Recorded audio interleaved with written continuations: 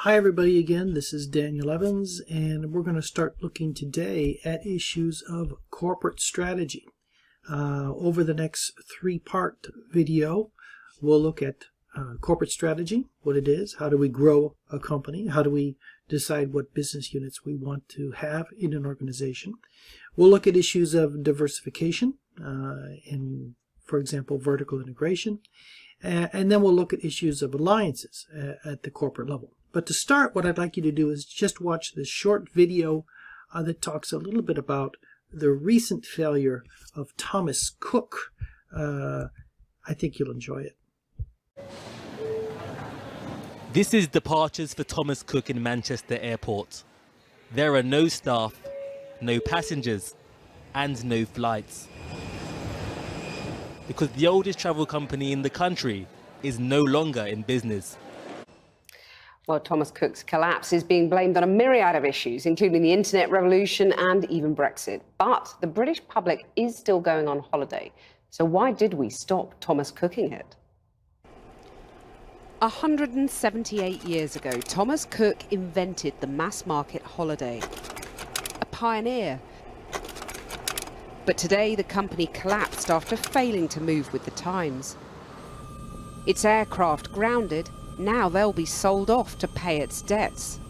The British government has in the past stepped in to help stricken firms, most recently British Steel. But the Transport Secretary refused Thomas Cook's plea for a £250 million cash lifeline, saying it wasn't worth it.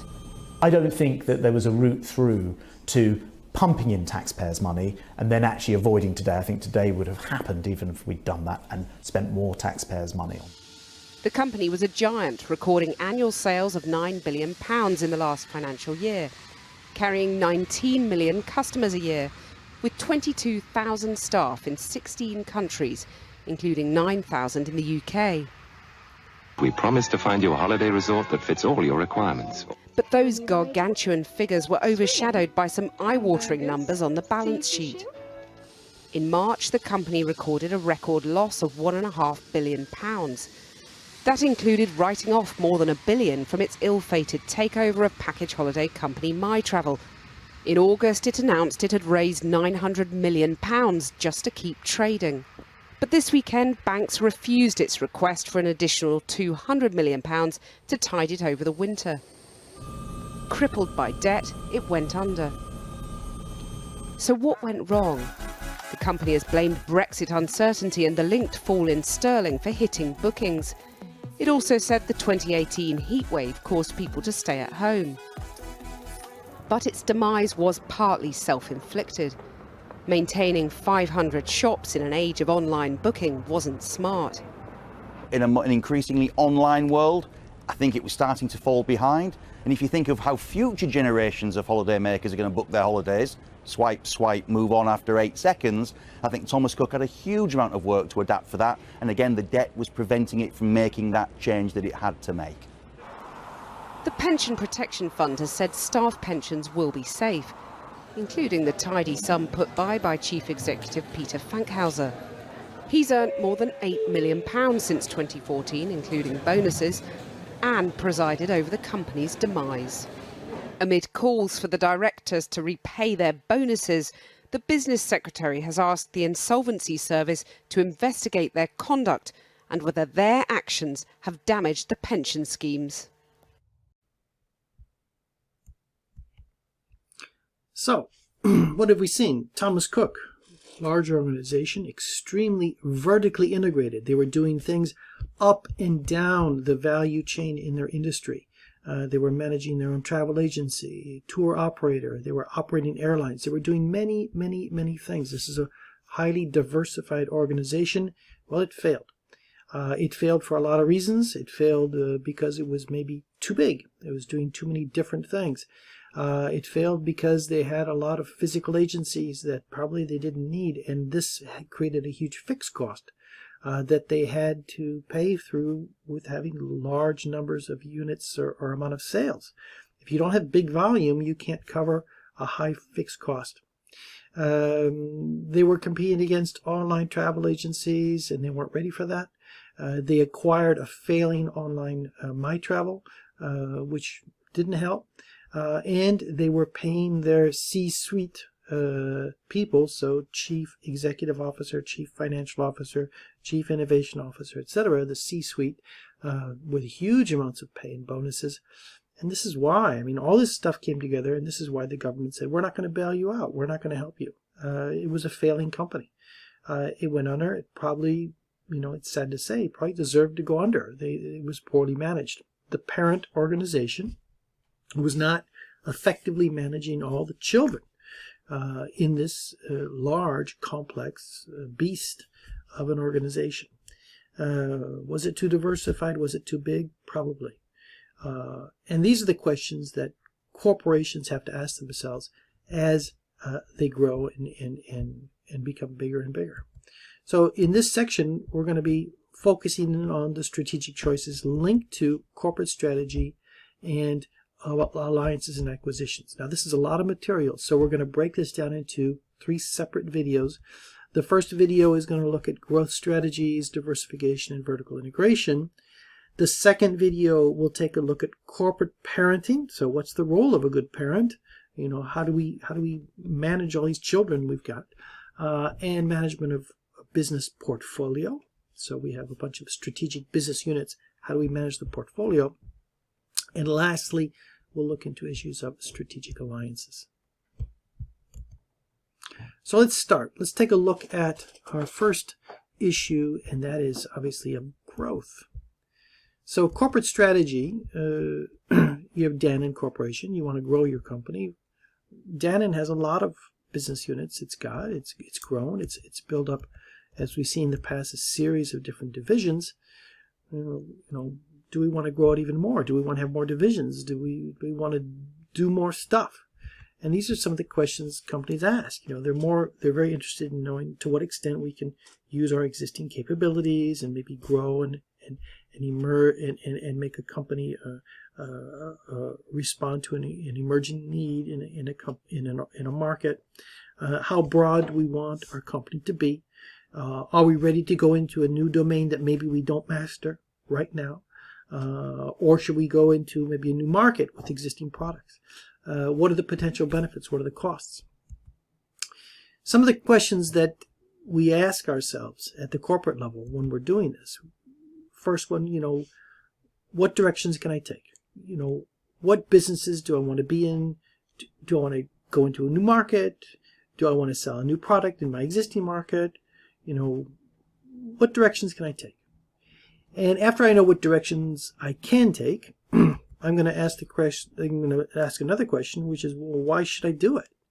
Why should I diversify my activity from what I'm doing right now? I understand I can go in certain directions, but why do it? Why do it? The third question we often ask is, should we integrate activities that are above stream or below us? So let's get started right away, and let's just first get a feeling for what are we talking about when we talk about corporate business strategy. So corporate strategy, is all about managing all these business units. We saw last time that Dannon has a series of business units that it operates. Well, why? Why dairy? Why water? Why baby food?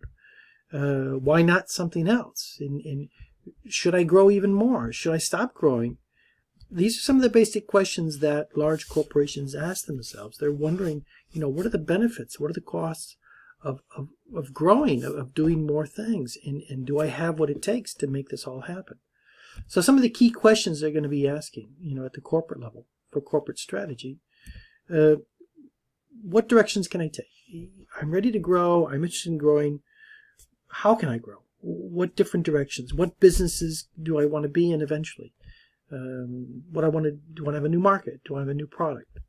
These are direction questions. Second would be, why should I diversify? What are the potential benefits? What drives me to diversify? A third question, can we integrate activities that are above or upstream or below us or downstream from where we are? This is called vertical integration. This is a way to diversify. I can start integrating vertically and expand my operations. Another critical question are what are the potential benefits I can bring to a series of SBUs, strategic business units, as a parent? What am I bringing as a parent to all these different organizations? Why put them under one roof? And a final question that we'll look at in the video is, and this will be the second video, is how do we manage our portfolio of different strategic business units? So let's start with strategy directions. In which directions can I diversify? So this was addressed by Igor Ansoff when he developed the product market growth matrix, and he basically tried to answer the question about what directions can a company grow, and this is pretty basic to understand. So we start by understanding that we can look at the product service axis. We can say, well, I have an existing product, what I'm selling right now, and I have new products. I can start selling different products than I currently produce. So that's the first area of potential growth.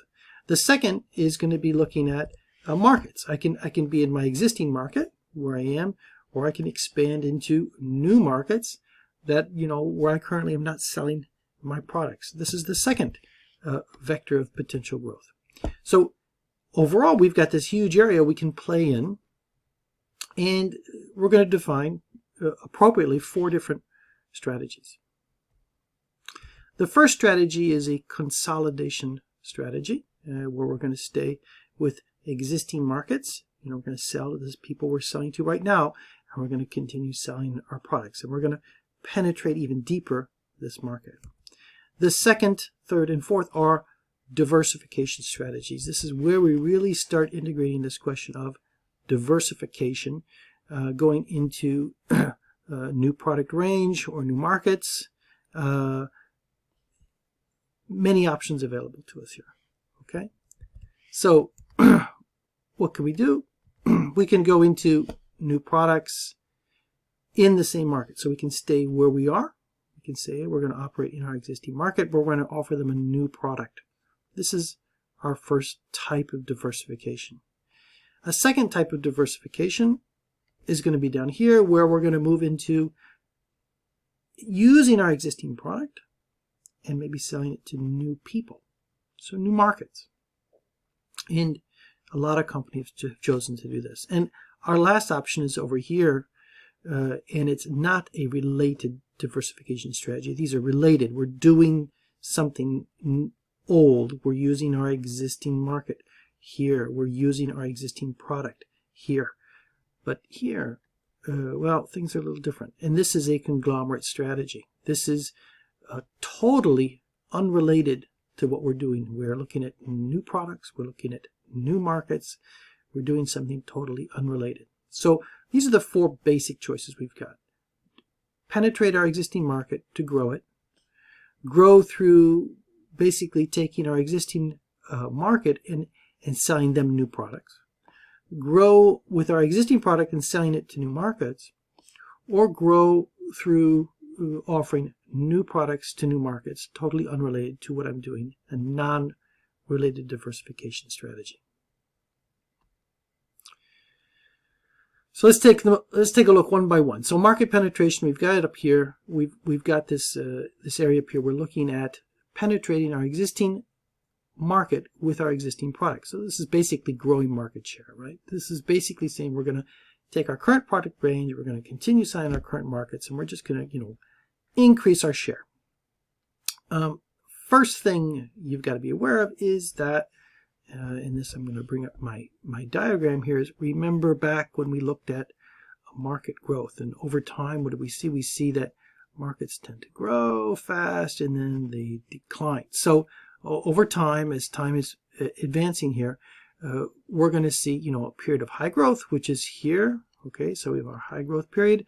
It's going to peak and then we're going to decline. The markets will go down. This is a typical life cycle an industry, actually, of a market and industry.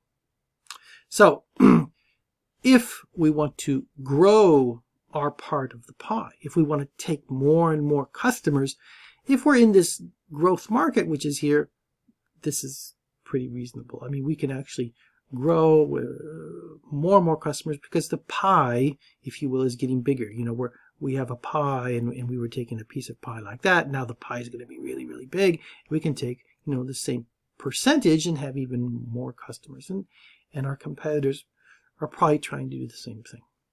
Difficulty is here, right? The difficulty is going to be up in here when there's not a lot of growth, when the market's flattening out, and we're going to say, oh, I want to get more customers. And what's going to happen? Our rivals will come after us. And this can be very, very tough to do. Now, one potential way to do it is to acquire our rivals. Acquire rivals in low growth markets, and it's mentioned here. Why not? This is a potential strategy. However, bear in mind that we have so-called horizontal merger guidelines or rules that exist that tell us what percent of the total market share we can have as we, you know, buy our competitors. And there's a fear by regulators of a company acquiring what's called a dominant position. So yeah, I can go out and buy my competitors, and if I've got, you know, 1, 2, 3, 4 competitors, well, if I buy all of these and put them into one company, suddenly maybe this company's got maybe 80% of the market share, and that may be just a little bit too much for the competition authorities, the regulators of competition in an industry. So we have to follow certain guidelines when we do this. Second strategy we're looking at is the new products for existing markets. So I've got a market. I understand the market that I'm selling my product to. Can I sell them a new product? You know, hey, I'm selling people lemonade. Can I sell them Coke or iced tea at the same time? Why not? And this is one of the strategies that's out there. So pretty good example of this over here. We've got, you know, the iPod. In 2001, Apple was producing this player that you could listen to music on, or a digital player. And they said, hey, let's add some new features and sell our second product, which was the iPhone. And they expanded even further 3 years later and sold the iPad. So they're taking the existing market and selling very related products in terms of production, components, skills, etc. So they're taking their internal skills and knowledge and expanding their product line to their existing market. And that worked pretty well for Apple. Bear in mind that if you do this strategy, new processes and skills may be needed to be mastered to really take advantage of these new markets. Good example is digital transformation. More and more companies adding digital strategies and digital distribution processes and digital services and digital ways of ordering products and whatnot. Well, all of this requires some new skills. So we may have some significant investments to go as Apple moved from the iPod to the iPhone and onto the iPad. They probably made some significant investments. The fact that they were doing things that were related lowered the risk of those investments. Another potential risk as we develop new products, well, here we've got a pretty good example of the Boeing Dreamliner. The Dreamliner, or the 787, yeah, it's another airplane, but it was much more complex, using carbon fiber, totally different than past airplanes, much more oriented towards energy efficiency. As a result, this product took 2 years delay in its production. So be careful. Developing new products, you are tackling a new product. It can be similar, but there will be some possible hidden costs to doing that. Our third way of expanding and growing, taking our existing product that we sell and slightly modifying it maybe to adapt to a new market. And so what do we mean here? Well, we're basically doing something with new users. So we're taking a phone, for example. Maybe I sell cell phones. and I'm saying, hey, look, cell phones aren't being sold, or not being purchased, pardon me, by senior citizens. Let's adapt the cell phone. And so, we get a cell phone here that's really simple. Basic touch screen, there's no touch screen, basically the keypad, and off we go. And I market this to a new market, the elderly senior citizen market, or the silver economy. So I have new users. Or I can say, hey, I make a great hamburger, I sell it in the United States. Let's take Steak and Shake, which was a U.S. chain, or which is a U.S. chain, and let's start exporting. Let's start setting up operations in foreign countries. And here we see Steak and Shake is going expanding beyond its local market into other markets. Now, this is a good strategy. It can work. Be careful, because some adaptations may be required. You sometimes just can't take a product and plug it into a new market. We saw this. The phone maybe was slightly adapted. The advertising, the marketing processes of selling hamburgers in France is maybe different. The laws are different. The human resources laws of setting up operations abroad are totally different. So don't expect it to be the same. Just because you're taking an existing product to a new market doesn't mean you can be exactly the same. Things will change as you go forward. And make sure that you meet and understand the critical success factors of this new market. Do you have the internal capabilities to succeed? Are you able to market a hamburger maybe in a country that is not ready for a hamburger? A real good example would be Subway. Subway sandwiches was working really, really well in the United States. They came to France, and it was a slow start. The market wasn't quite ready, and so they had to develop new capacities and capabilities to market to that new to market their product to this different market. Lastly, we have conglomerate diversification, where we're looking at a radical change in scope of what we do. We were doing one product. We were up here, existing product, existing market, and now literally we're over here selling stuff that's completely different, new products and new markets. Now, the benefits of this are that, well, I can probably benefit from some synergies. So maybe I've got something that I'm doing that I do well. It provides me with some core competency, and I can use that skill of my organization in a totally new market and new product. These are called economies of scope, and it's basically related to synergies and producing complementary products. So I've got two products that are complementary. They have some similarities. They're consumed maybe together, and maybe in production they have some similarities as well. And so I can benefit from these complementarities that exist. By moving into conglomerate diversification, I'm growing my company massively, probably, and large size can have its benefits. I can access financing that I probably couldn't access before if I was smaller. I can probably apply my brand value to a new offer. I can move from my existing market, which is up here, down to a new market, a new product over here, and apply my brand to this new market and new product, so I can benefit from so-called halo effects. But be careful. All these synergies, scope economies, benefits that I got from my past market and product in a new market and product may not be there. And customers and investors can be skeptical of these synergies. They're tough to manage. And sometimes the bureaucratic costs of managing can far outweigh the potential benefits. And so conglomerates can suffer from a decreased price of their shares in the stock market, because investors know that this is much more difficult than it sounds.